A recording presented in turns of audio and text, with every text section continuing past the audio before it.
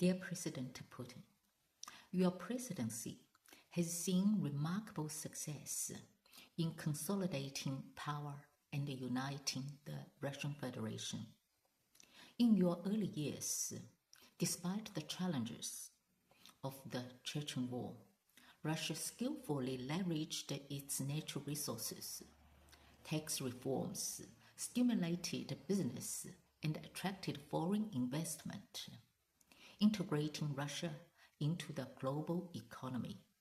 This robust economic growth enabled Russia to clear its debts and significantly improve its people's living standards.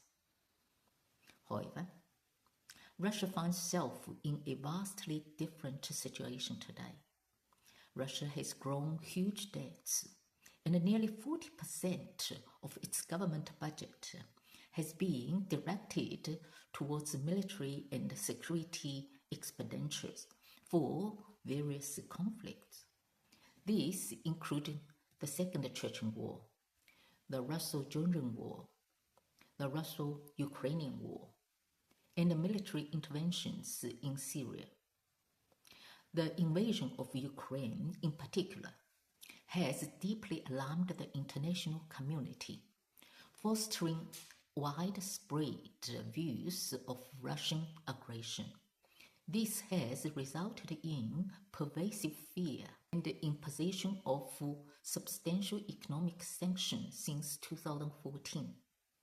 Considering the strategic, political, and economic repercussions, it is clear that the cost of continuing the war in Ukraine far exceed any potential gains from victory.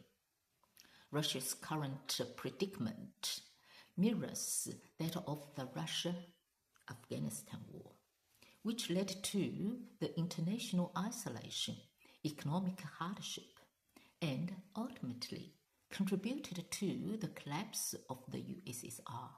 This current trajectory stands in stark contrast to the original aspirations articulated in your December 1999 manifesto. Russia, at the turn of the millennium, which aimed to build a strong and prosperous nation.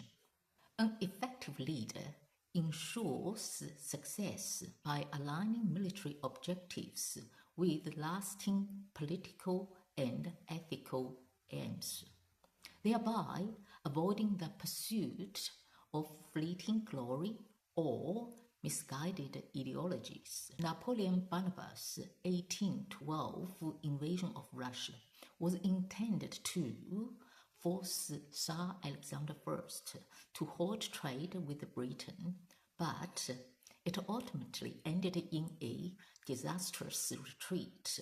This campaign not only shattered the myth of French invincibility, but also precipitated Napoleon's downfall. Conversely, Alexander's defense of his nation proved to be a just war, supported by his people, and he emerged from the conflict as a global power, urging Russia's modernization. Remarkably, the present-day Russo-Ukrainian War bears striking similarities to this historical event. Russia's invasion aimed to prevent Ukraine's EU membership and military alliance with NATO. However, with NATO support, Ukraine is defending itself.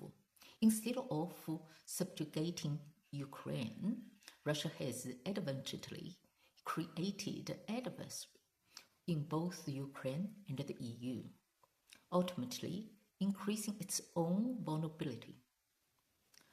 Russia's current alignment with authoritarian regimes like China, North Korea, and Iran is regressing the nation back to its Soviet model, which Mr. President has already rejected. China's economic success is not due to its dictatorial system, but rather a consequence of globalization, a stage of mankind civilization advancement. Ultimately, the world will comprise nations committed to democratic systems. Its freedom and equality are fundamental needs to human nature.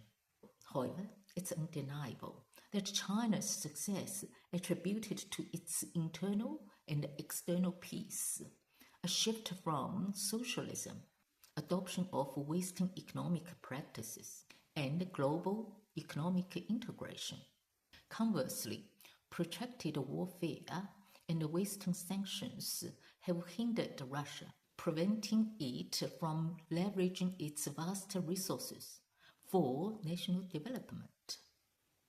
Mr. President, you possess the capacity to elevate the Russian Federation to global prominence by, first, ending the Russo-Ukrainian War to enable national healing and reduce suffering, even a ceasefire, whether establishing a demilitarized zone or being contingent on Ukraine's NATO status, would bring peace to both countries and the region.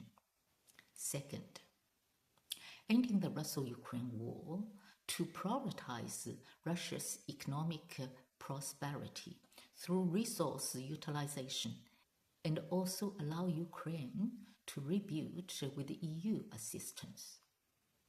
Third, ending the war to allow for a foreign policy shift towards building positive international relationships, turning former enemies into allies, and easing humanitarian problems in the region.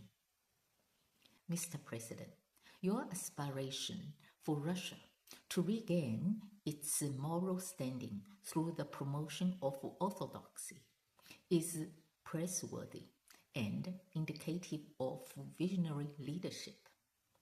The ongoing conflict between our divine and the human sides is a perpetual challenge. A resolution to the Ukraine conflict would not equal to a Russian defeat. Instead, it would offer Russia a chance to redefine itself and emerge as a peaceful modern nation. President Trump's mediation offer is recognized as his effort on building his legacy as a peacemaker, though the U.S. involvement offers no specific benefits. Together with China's backing, restoring peace and prosperity for Russia and Ukraine is possible. Mr. President, you have the power, ability, and the opportunity to forge a lasting legacy by laying a strong foundation for a modern, peaceful, and prosperous Russia. May God bless the Russian Federation. May God bless you, Mr. President. Yours sincerely, Helen Huang.